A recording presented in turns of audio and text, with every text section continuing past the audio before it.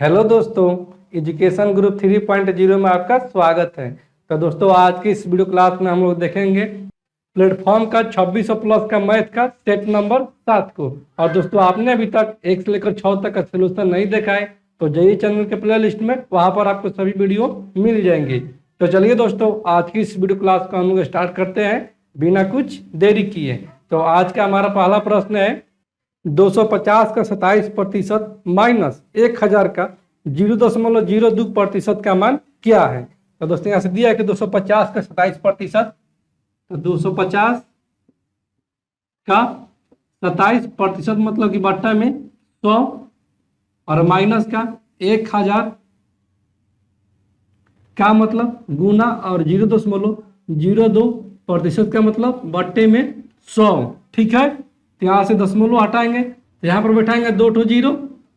ठीक है, तो यहाँ से हो जाएगा ये 0 से 0 कैंसिल आउट और ये 5 25 और ये 5 दूनी 10।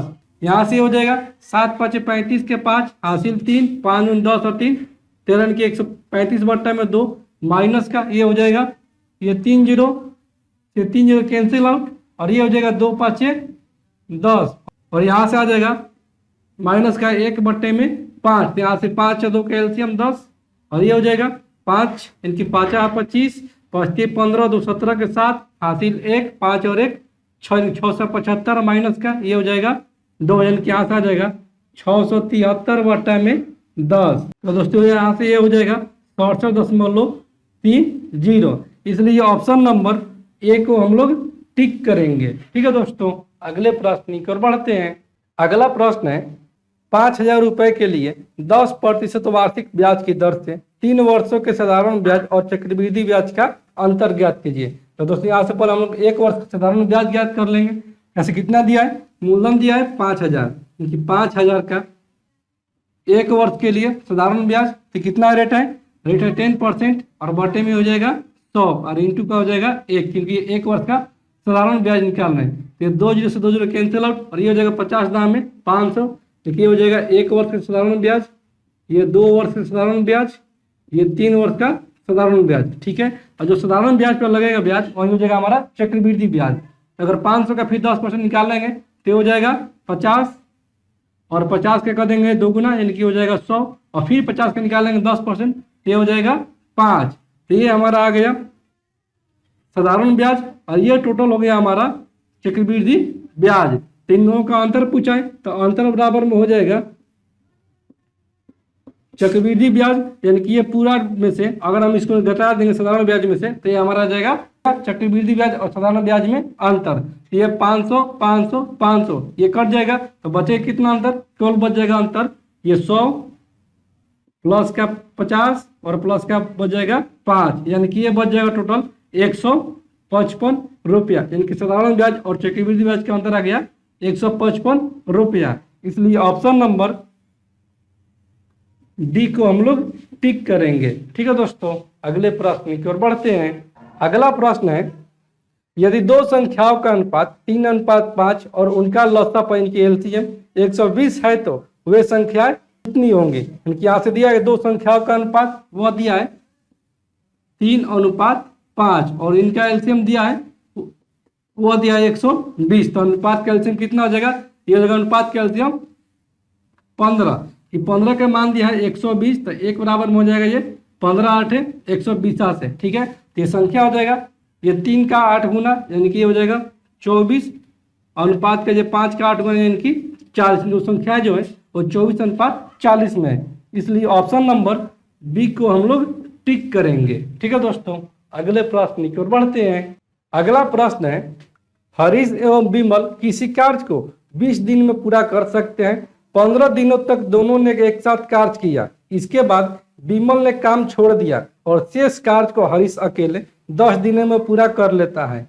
तो हरीश अकेला इस पूरे कार्य को कितने दिन में कर सकता है। तो दोस्तों, यहाँ से दिया कि हरीश एवं विमल किसी कार्य को 20 दिन में पूरा कर सकते हैं, यानी कि हरीश और विमल जो है वो किसी कार्य को 20 दिन में पूरा कर सकते हैं, लेकिन ये 15 दिनों तक साथ में काम करते हैं, यानी कि हो जाएगा 15 बट्टा में 20 इनके टोटल कर रहे हैं 20 दिन में, लेकिन कर रहे हैं 15 दिनों तक। तो कितना काम कर दे रहे हैं ये काम कर दे रहे हैं, ये 5 15 और ये 5 के 20, यानी कि 3/4 कार्य ये दोनों मिलकर कर देते हैं। ठीक है, तो कितना शेष काम बच गया, शेष काम निकाल लेंगे कि शेष कार्य बराबर में वो हो जाएगा 1 - 3/4, यानी कि 1/4। और इसी 1/4 को कौन कर रहा है, वो कर रहा है हरीश अकेले 10 दिन में।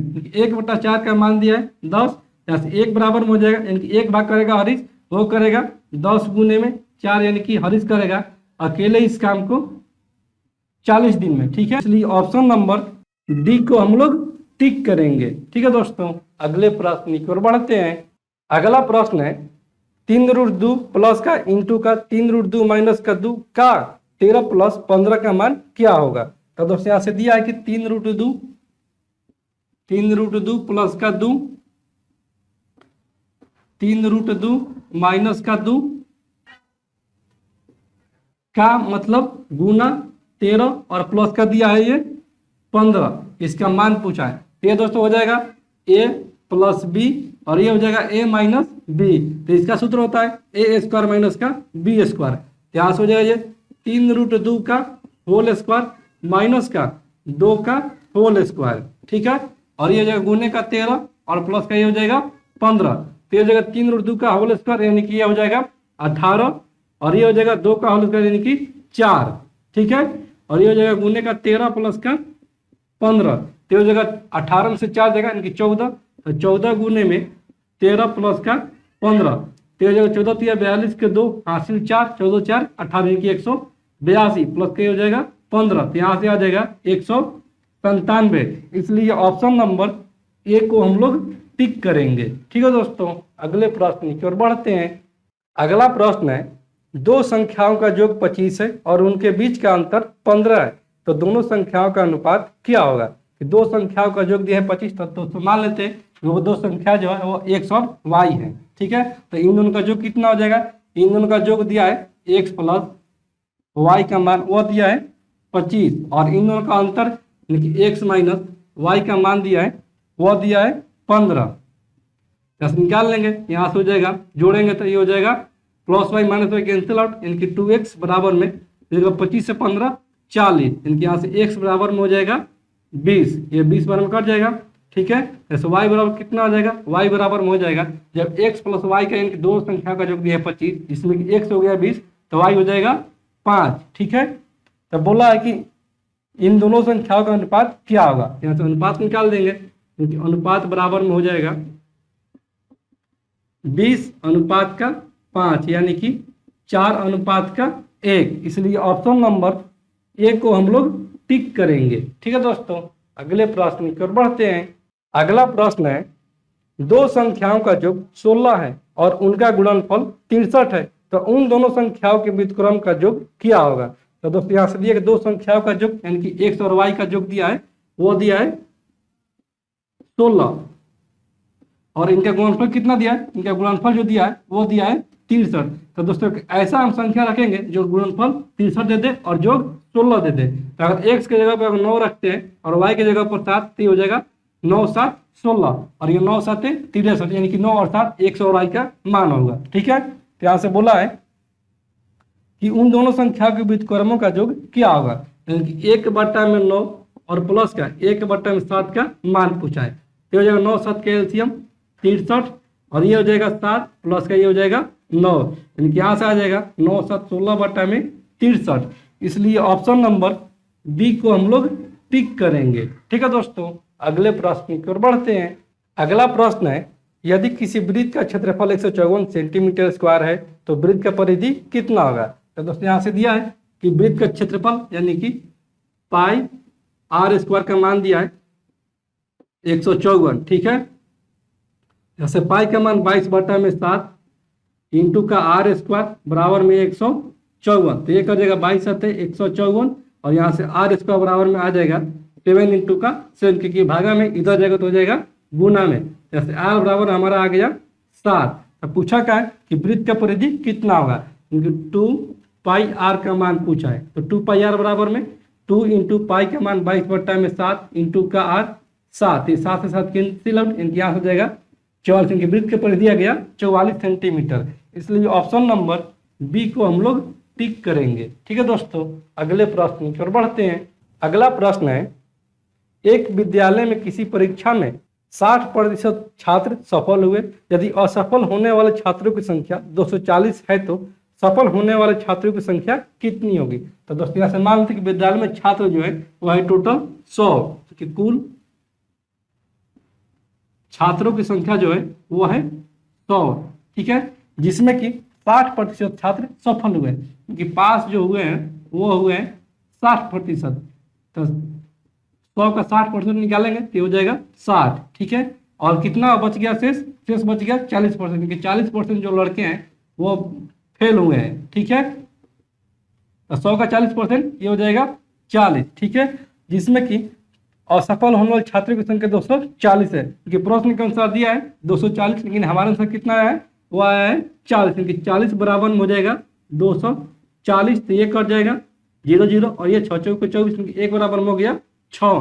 तो पूछा है कि सफल होने वाले छात्रों की संख्या कितनी है। तो सफल होने वाले छात्रों की संख्या कितना है हमारे अनुसार 60 है, तो 60 बराबर में हो जाएगा 6 इंटू का 60, यानी कि सफल होने वाले छात्रों की संख्या जो है वो है 360। इसलिए ऑप्शन नंबर ए को हम लोग टिक करेंगे। ठीक है दोस्तों, अगले प्रश्न की ओर बढ़ते हैं। अगला प्रश्न है, बड़ी संख्या को छोटी संख्या से भाग देने पर भागफल के रूप में 6 और शेषफल के रूप में 5 प्राप्त होता है। यदि दोनों संख्याओं के बीच का अंतर 1540 हो तो छोटी संख्या ज्ञात कीजिए। तो दोस्तों यहाँ से मान लेते हैं कि बड़ी संख्या जो है वो है x और छोटी संख्या जो है वो है y। ठीक है, जिसमें कि बड़ी संख्या को छोटी संख्या से भाग देने पर, यानी कि y को x से भाग देने पर भागफल के रूप में 6 प्राप्त होता है और शेषफल के रूप में 5 प्राप्त होता है। तो दोस्तों हम जानते हैं कि भाज्य बराबर में होता है भाजक गुणे भागफल प्लस का शेष, यानी कि x बराबर में हो जाएगा कि 6 इंटू का y और प्लस का हो जाएगा 5। यहाँ से हम लिख सकते हैं x माइनस का ये 6y बराबर में 5। ठीक है, और इन दोनों संख्याओं के बीच का अंतर कितना दिया है 1540, यानी कि x माइनस y का मान दिया है 1540।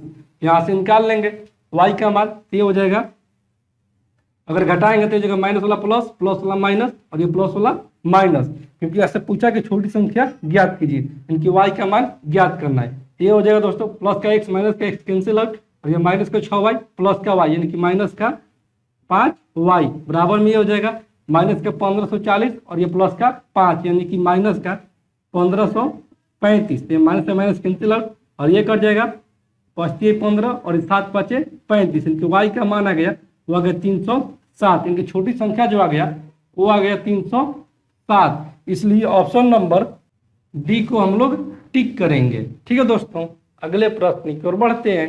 अगला प्रश्न है, दो समरूप त्रिभुजों त्रिभुज पी क्यू आर और त्रिभुज एक्स वाई जेड के परिमाप क्रमशः 48 सेंटीमीटर है और 24 सेंटीमीटर है। यदि एक्स वाई बराबर में 12 सेंटीमीटर है तो पी क्यू की लंबाई क्या होगा।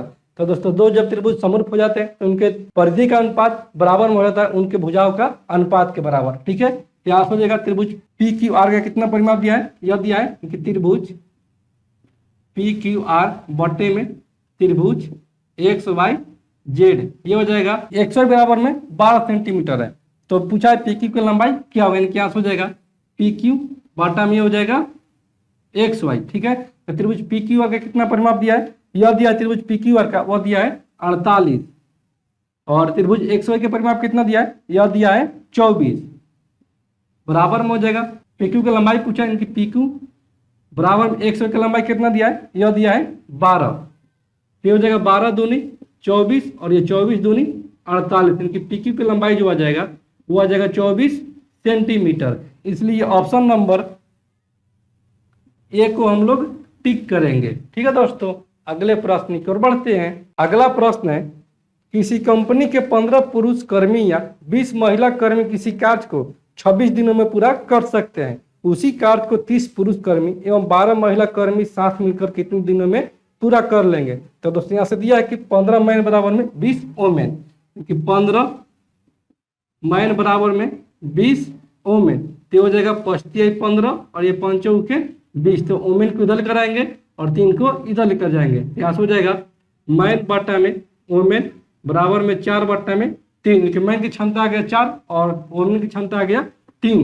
तो प्रश्न में दिया है कि 15 पुरुष कर्मी या 20 महिला कर्मी किसी कार्य को 26 दिन में पूरा कर सकते हैं। यहाँ से हो जाएगा 15 मैन, एक मैन बराबर में 4, तो 15 मैन बराबर हो जाएगा 15 गुने 4, और ये हो जाएगा गुने का कितना दिन में कर रहे हैं 26 दिनों में, और ये बराबर का हो जाएगा 30 पुरुष कर्मी, इनके 30 चौके, ये हो जाएगा 30 गुने 4, और प्लस का हो जाएगा 12 महिला कर्मी, यानी कि 12 इंटू का एक महिला की क्षमता कितना है 3 है, तो यहाँ से हो जाएगा 12 गुने 3, और ये हो जाएगा गुने का कितना दिन में कर सकते हैं, तो मान लेते हैं कि वो एक दिन में कर सकते हैं। ये हो जाएगा 15 चौके 60 इंटू का ये 26 बराबर में हो जाएगा 30 चौके 120, और ये हो जाएगा प्लस का 12 तिया 36, और ये हो जाएगा इंटू का x, यहाँ से हम लिख सकते हैं 60 इंटू का 26 बराबर में हो जाएगा 1 3 2 5,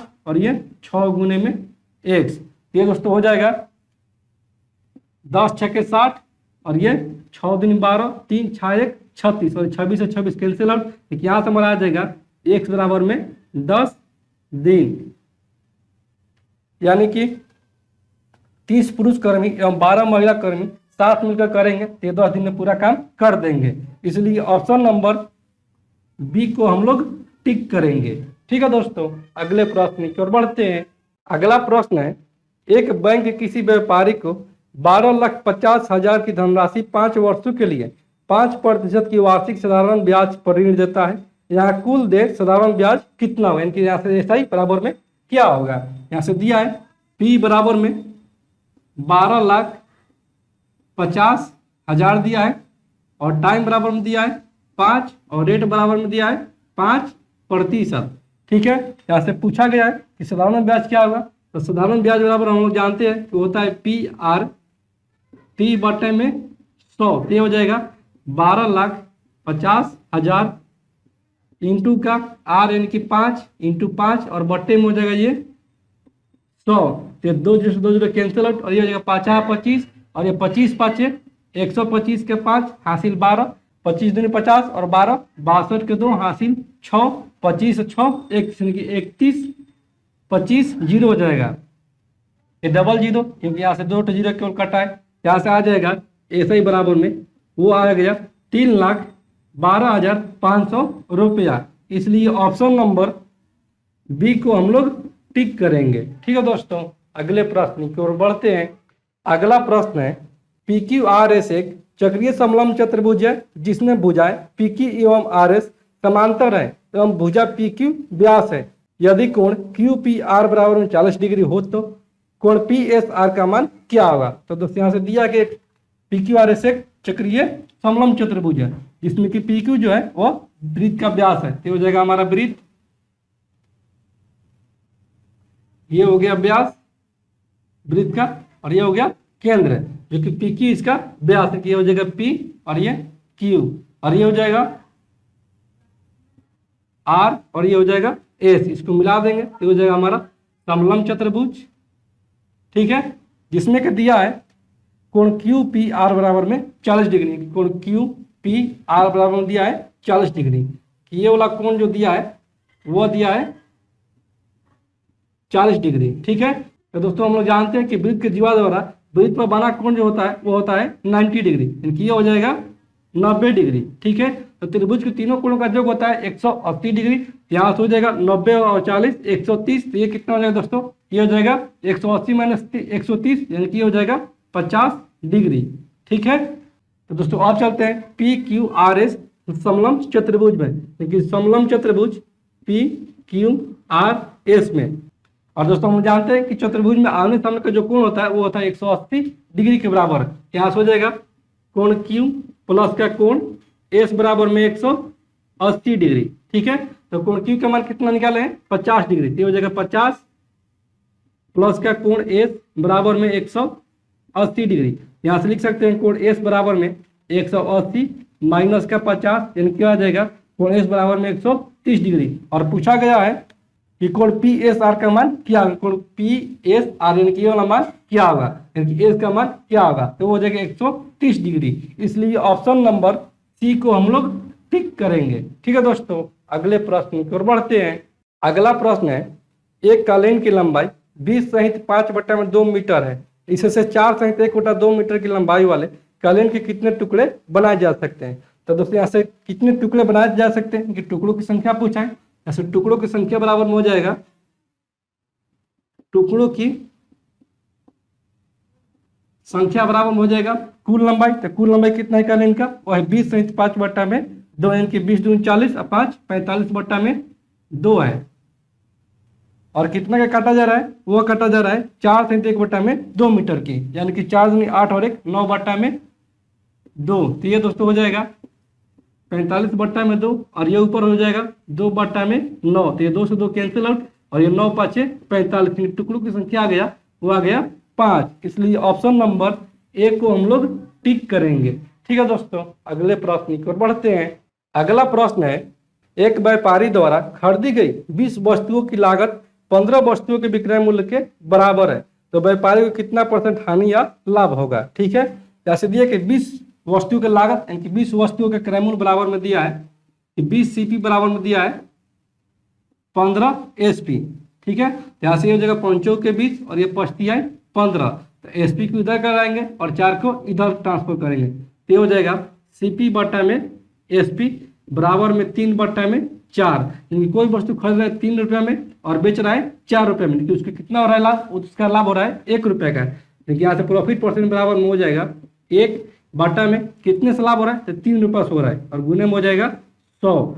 तो हो जाएगा 100 बटा में 33 यानी कि 33 सहित 1/3% का इसको लाभ हो रहा है। इसलिए ऑप्शन नंबर ए को हम लोग टिक करेंगे। ठीक है दोस्तों, यहाँ से दिया है पॉइंट में, तो ये हो जाएगा 33.33। ठीक है दोस्तों, अगले प्रश्न की ओर बढ़ते हैं। अगला प्रश्न है, एक छोटी कंपनी में महिला और पुरुष कर्मियों की संख्या का अनुपात 2:3 है। यदि कंपनी में पुरुष कर्मियों की संख्या 90 है तो कंपनी कर्मियों की कुल संख्या कितनी होगी। तो दोस्तों यहाँ से दिया है कि महिला और पुरुष कर्मियों की संख्या का अनुपात 2:3 है, यानी कि वोमेन और मैन का अनुपात दिया है, वो दिया 2:3, जिसमें कि कंपनी में पुरुष कर्मियों की संख्या 90 है, क्योंकि 3 का मान दिया है, वो दिया है 90। तो 1 बराबर हो जाएगा ये 90 यानी कि 30। तो पूछा है कि कंपनी के कुल कर्मियों की संख्या कितनी है, कुल कर्मियों की संख्या कितना है, तो अनुपात में 2:3, इनके टोटल हो जाएगा अनुपात का 3 और 2 5, इसलिए 5 बराबर हो जाएगा 30 × 5, इनकी टोटल कर्मियों की संख्या जो है वो है 150। इसलिए ऑप्शन नंबर ए को हम लोग टिक करेंगे। ठीक है दोस्तों, अगले प्रश्न की ओर बढ़ते हैं। अगला प्रश्न है, 15 × 14 माइनस का 30 प्लस का 3 स्क्वायर प्लस का 17 का मान क्या होगा। तो दोस्तों यहाँ से दिया है कि 15 × 14 माइनस का 30 और प्लस का दिया है 3 का स्क्वायर और प्लस का 17, इसका मान पूछा है। तो ये जगह 15 × 60 के 0 हासिल 6, 15 6 21 इनकी 210 और ये हो जाएगा माइनस का 30 प्लस का ये जगह 3 का स्क्वायर 9 प्लस का ये 17, तो जगह 17 9 26 और ये हो जाएगा 210 में से 30 जाएगा, ये हो जाएगा 180 और ये जगह प्लस का 26, तो ये हो जाएगा 6 8 2 10 के 0 हासिल 1 1 और 1 2 इनके 206। इसलिए ऑप्शन नंबर सी को हम लोग टिक करेंगे। ठीक है दोस्तों, अगले प्रश्न की ओर बढ़ते हैं। अगला प्रश्न है, x प्लस 1/x बराबर में 9 हो तो x square plus 1/x square का मान क्या होगा। तो दोस्तों यहाँ से दिया कि x प्लस 1/x का मान दिया है 9 और पूछा गया है कि x स्क्वायर प्लस का 1/x स्क्वायर का मान क्या होगा। तो दोस्तों हम जानते हैं कि x प्लस 1/x बराबर यदि a रहा है तो x स्क्वायर प्लस का 1/x स्क्वायर बराबर में हो जाता है a स्क्वायर माइनस का 2। ठीक है दोस्तों, यहाँ से दिया है x प्लस 1/x बराबर में 9, लेकिन a का जगह पर दिया है 9, यहाँ से हो जाएगा x square plus 1/x square बराबर में हो जाएगा 1 का स्क्वायर यानी कि 9 का स्क्वायर माइनस का 2, तो ये हो जाएगा 99 81 माइनस का 2, तो ये हो जाएगा 79 की 79। इसलिए ऑप्शन नंबर डी को हम लोग टिक करेंगे। ठीक है दोस्तों, अगले प्रश्न की ओर बढ़ते हैं। अगला प्रश्न है, दो संख्याओं का एचसीएफ 6 है और उनका एलसीएम 84 है। यदि दो संख्याओं में से एक संख्या 42 है तो दूसरी संख्या क्या होगा? तो दोस्तों हम जानते हैं कि एलसीएम गुने एचसीएफ बराबर में होता है पहली संख्या गुने दूसरी संख्या। क्या हो जाएगा? एचसीएफ कितना है? 6, यानी कि 6 गुने एलसीएम 84 बराबर में हो जाएगा पहली संख्या गुने दूसरी संख्या, यानी कि हो जाएगा 42 इंटू का दूसरी संख्या। ठीक है, तो ये हो जाएगा 42 दूनी 84, यानी कि 6 दूनी 12, ये हो जाएगा दूसरी संख्या। ठीक है, इसलिए ऑप्शन नंबर सी को हम लोग टिक करेंगे। ठीक है दोस्तों, अगले प्रश्न की ओर बढ़ते हैं। अगला प्रश्न है, एक कक्षा में 48 छात्र हैं, किसी एक दिन छात्रों की उपस्थिति उनकी कुल संख्या का 3/8 है, तो उस दिन अनुपस्थित छात्रों की संख्या कितनी है? ठीक है, तो दोस्तों यहाँ से दिया है कि एक कक्षा में 48 छात्र हैं, कि टोटल स्टूडेंट कितने हैं? टोटल छात्रों की संख्या जो है वो है 48, जिसमें कि प्रेजेंट कितने हैं, उपस्थित कितने हैं? उपस्थित जो है वो कुल का 3/8, यानी कि 48 का 3/8 उपस्थित है, तो हो जाएगा 48, यानी कि उपस्थित है 36 18 गो। ठीक है, तब पूछा है कि अनुपस्थित छात्रों की संख्या कितनी है? तो अनुपस्थित छात्रों की संख्या कितना हो जाएगा? वो हो जाएगा टोटल है 48, जिसमें कि उपस्थित है 18, तो हो जाएगा 8 में से 8 जाएगा 0, 4 में से 1 जाएगा 3, यानी कि 30 ऐसे छात्र हैं जो अनुपस्थित हैं। इसलिए ऑप्शन नंबर सी को हम लोग टिक करेंगे। ठीक है दोस्तों, अगले प्रश्न की ओर बढ़ते हैं। अगला प्रश्न है, साइन 23 डिग्री बटा में कोस 67 डिग्री प्लस का कोस 71 डिग्री और बटा में साइन 19 डिग्री का मान क्या होगा? तो दोस्तों यहाँ से दिया कि साइन 23 डिग्री, साइन का 23 डिग्री और बटा में दिया है कोस का 67 डिग्री और प्लस का दिया है कोस का 71 डिग्री और बटे में दिया है साइन का 19 डिग्री। तो दोस्तों हम लोग जानते हैं कि साइन 90 माइनस थीटा बराबर में होता है कोस थीटा। ठीक है, इसको हम लिख सकते हैं साइन 90 माइनस 67 डिग्री और बटे में हो जाएगा ये कोस का 67 डिग्री, और इसको लिख सकते हैं हम दोस्तों कोस का 71 डिग्री और बटे में इसको लिख सकते हैं साइन का 90 माइनस का 71 डिग्री। ठीक है, तो हो जाएगा दोस्तों साइन 90 माइनस थीटा बराबर में कोस थीटा, यानी कि यहाँ से आ जाएगा कोस का 67 डिग्री और बटे में हो जाएगा ये कोस का 67 डिग्री और ये हो जाएगा प्लस का कोस का 71 डिग्री और ये हो जाएगा बटे में कोस का 71 डिग्री। ये कर जाएगा एक बार में, ये भी कर जाएगा एक बार में, क्योंकि 1 + 1 बराबर में आ जाएगा 2। इसलिए ऑप्शन नंबर बी को हम लोग टिक करेंगे। ठीक है दोस्तों, अगले प्रश्न की ओर बढ़ते हैं। अगला प्रश्न है, यदि tan थीटा प्लस का cot थीटा बराबर में 5 हो तो tan स्क्वायर थीटा प्लस का cot स्क्वायर थीटा प्लस का 2 tan स्क्वायर 60 डिग्री का मान क्या होगा? तो दोस्तों यहाँ से दिया कि tan थीटा प्लस का cot theta, tan theta plus का cot थीटा का मान दिया है 5, तो दोनों तरफ वर्क करेंगे तो हो जाएगा tan थीटा प्लस का cot थीटा का होल स्क्वायर और ये हो जाएगा बराबर में 5 का स्क्वायर, तो हो जाएगा a + b का होल स्क्वायर की tan स्क्वायर थीटा प्लस का cot स्क्वायर थीटा और प्लस का हो जाएगा 2 tan थीटा इंटू का हो जाएगा cot थीटा बराबर में हो जाएगा 5 25। तो दोस्तों हम जानते हैं कि tan थीटा इंटू का cot थीटा बराबर में होता है 1, तो ये हो जाएगा 1 यानी 2 गुने 1 यानी कि 2, तो यहाँ से आ जाएगा tan स्क्वायर थीटा प्लस का cot स्क्वायर थीटा प्लस का 2 बराबर में 25, तो 2 इधर जाएगा तो हो जाएगा माइनस में यानी कि हो जाएगा 23, क्योंकि यहाँ से आ जाएगा tan स्क्वायर थीटा प्लस का cot स्क्वायर थीटा का मान 23 और पूछा गया है कि tan स्क्वायर थीटा प्लस का cot स्क्वायर थीटा और प्लस का 2 tan स्क्वायर 60 डिग्री का मान।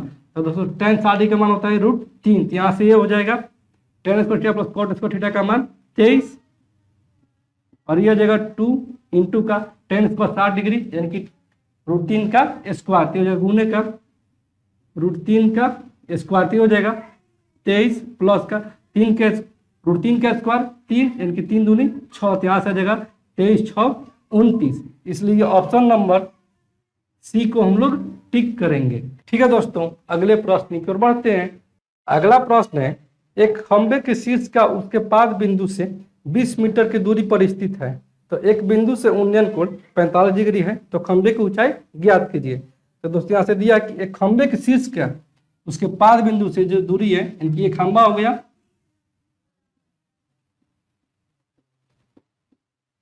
और इस खंबे के शीर्ष से उसके पाद बिंदु से 20 मीटर की दूरी पर स्थित है। इनकी ये जो दूरी दिया है वह दिया है 20 मीटर।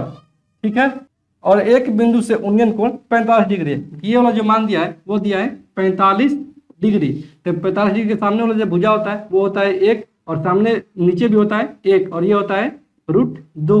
तब बोला है कि खंबे की ऊंचाई ज्ञात कीजिए, इनकी इस एक का मान ज्ञात कीजिए। तो एक का मान कितना हो जाएगा, ये हो जाएगा 20, इनकी खंबे की ऊंचाई जो हो जाएगा वो हो जाएगा 20 मीटर। इसलिए ऑप्शन नंबर डी को हम लोग टिक करेंगे। ठीक है दोस्तों, अगले प्रश्न की ओर बढ़ते हैं।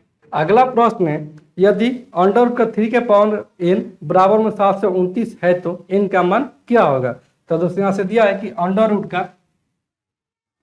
3 के पावर n बराबर में 729 दिया है, तो इस रूट को अगर इधर ट्रांसफर करेंगे तो हो जाएगा स्क्वायर में, तो हो जाएगा 3 के पावर n बराबर में 729 का स्क्वायर, यानी कि 729 इंटू का 729 हम लिख सकते हैं। तो 729 का अगर 3 के रूप में लिखेंगे तो ये हो जाएगा 3 के पावर 6, और ये भी हो जाएगा 3 के पावर 6।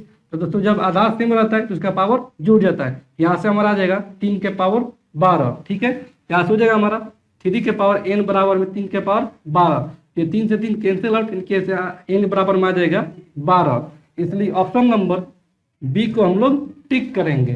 ठीक है दोस्तों, अगले प्रश्न की ओर बढ़ते हैं। अगला प्रश्न है, किसी कक्षा में 7 विद्यार्थियों के गणित विषय के प्राप्तांक 43, 44, 65, 41, 53, 65 एवं 62 है, तो इन आंकड़ों का बहुलक क्या होगा। तो दोस्तों यहाँ से दिया है कि 43, 44, 65, 41, 53, 65 एवं 62 दिया है। तो बहुलक पूछा है, तो बहुलक बराबर में हो जाएगा, जो दोस्तों यहाँ पर अधिक बार रिपीट होगा संख्या वही हमारा बहुलक हो जाएगा। तो देखते हैं 43 कितना है, 43 एक बार है, 44 भी एक बार है, 65 2 बार है, 41 एक बार है, 53 भी एक बार है, और 62 भी एक बार है। इनके हमारा बहुलक जो हो जाएगा वो हो जाएगा 65। इसलिए ऑप्शन नंबर ए को हम लोग टिक करेंगे। ठीक है दोस्तों, अगले प्रश्न की ओर बढ़ते हैं। अगला प्रश्न है, किसी बेलनाकार टंकी की क्षमता 2376 मीटर क्यूब है, अगर टंकी की त्रिज्या 21 मीटर हो तब टंकी की गहराई ज्ञात कीजिए। तो दोस्तों यहाँ से दिया है कि टंकी की क्षमता, इनकी बेलन का आयतन दिया है, तो बेलन का आयतन बराबर में होता है पाई r² H। ठीक है, और इसका जो मान दिया है वह दिया है 2376 मीटर क्यूब। ठीक है, जिसमें कि टंकी की त्रिज्या दिया है, इनकी त्रिज्या दिया है बेलन का 21 मीटर। यहाँ से हो जाएगा 22/7 इंटू का 21 इंटू का 21 और इंटू का हो जाएगा h बराबर में हो जाएगा 2376। ये दोस्तों हो जाएगा 70, 21 3 बार में कट जाएगा, और ये दोस्तों हो जाएगा 3 7 21, 2 3 9 27, और ये 3 दूनी 6। ठीक है, और ये दोस्तों कट जाएगा 11 दूनी 22, और ये 11 77, 2 11 दूनी 22। ठीक है, और ये दोस्तों हो जाएगा ये 36 दूनी 72, और ये 70 21, और ये 12 तिया 36। यानी कि यहाँ से h बराबर में आ जाएगा 12/7। ये दोस्तों हो जाएगा h बराबर में, ये 7 एकम 7 5, यानी कि 100 7 49, 1 7 एकम 7 1.71। इसलिए ऑप्शन नंबर डी को हम लोग टिक करेंगे। ठीक है दोस्तों, अगले प्रश्न की ओर बढ़ते हैं। अगला प्रश्न है, यदि x² y² प्लस का 1/x² y² बराबर में 83 हो तो xy माइनस का 1/xy का मान क्या होगा। तो दोस्तों यहाँ से दिया है कि x² y² और प्लस का दिया है 1/x² y² बराबर में दिया है 83।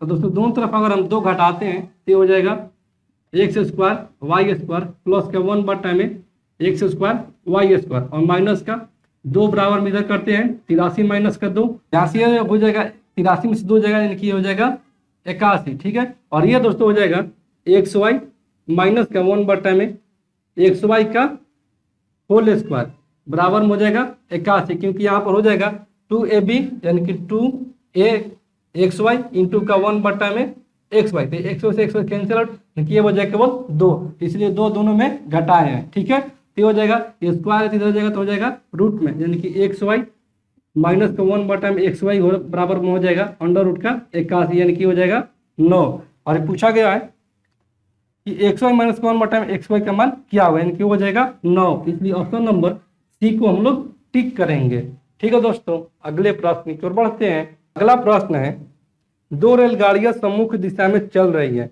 रेलगाड़ी ए की चाल 80 किलोमीटर प्रति घंटा है और रेलगाड़ी बी की चाल 70 किलोमीटर प्रति घंटा है। दोनों एक दूसरे को पार करने में 30 सेकंड का समय लेती है। यदि रेलगाड़ी ए की लंबाई 300 मीटर है तो रेलगाड़ी बी की लंबाई ज्ञात कीजिए। सम्मुख दिशा में चल रही है, यानी कि ये दोस्तों दोनों विपरीत दिशा में चल रही है, तो इनका रिलेटिव स्पीड जो हो जाएगा वो हो जाएगा जुड़ जाएगा। तो दोस्तों यहाँ से हो जाएगा इनका रिलेटिव स्पीड, यानी कि v बराबर में हो जाएगा ए की चाल कितना है 80 किलोमीटर प्रति घंटा है और बी की चाल वो है 70 किलोमीटर प्रति घंटा, ये हो जाएगा 80 और 70 150 किलोमीटर प्रति घंटा, यानी सब दिया है मीटर प्रति सेकंड में, तो इसको भी बदलना पड़ेगा मीटर प्रति सेकंड में। तो ये हो जाएगा 150 इंटू का 5/18 से गुना करेंगे तो ये हो जाएगा मीटर प्रति सेकंड में। तो ये दोस्तों हो जाएगा 15 5 75 750 में हो जाएगा 18, ठीक है। इन का रिलेटिव स्पीड आ जाएगा और दूरी कितना हो जाएगा, दूरी जो हो जाएगा यानी कि ए की लंबाई दिया है 300 मीटर, रेलगाड़ी बी की लंबाई ज्ञात कीजिए। तो ये दोस्तों दूरी हो जाएगा इन दोनों के ट्रेनों की लंबाई क्या जोग हो जाएगा, कि एक दूसरे का अपने लंबाई के ही पार करेगी, क्योंकि डिस्टेंस बराबर हो जाएगा। ट्रेन ए की लंबाई कितना है 300 मीटर है और ट्रेन बी की लंबाई जो है वो मान लेते कि वो है 1 मीटर, ठीक है।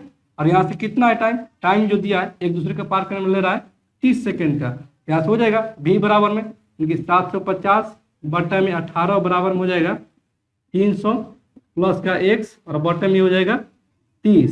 ये दोस्तों कट जाएगा 6 3 18 और ये 6 5 30 और ये कट जाएगा 25 3 75 यानी कि 250 और ये हो जाएगा 25 5 125 यानी कि 1250 बराबर में 300 प्लस का x। यहाँ से 300 इधर लेकर आएंगे तो हो जाएगा माइनस में, यानी कि 1250 माइनस का 300 बराबर में x, यानी कि x बराबर में आ जाएगा ये 0 और ये 5 और 12 में से 3 जाएगा 9 यानी कि 950 मीटर। ट्रेन बी की लंबाई जो है वो 950 मीटर है, इसलिए ऑप्शन नंबर बी को हम लोग टिक करेंगे।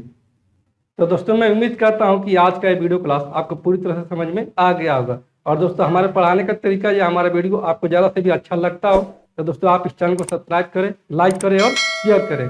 तो चलिए दोस्तों आज की इस वीडियो क्लास को यहीं पर एंड करते हैं और फिर मिलते हैं अगले सेट में। तब तक के लिए धन्यवाद दोस्तों।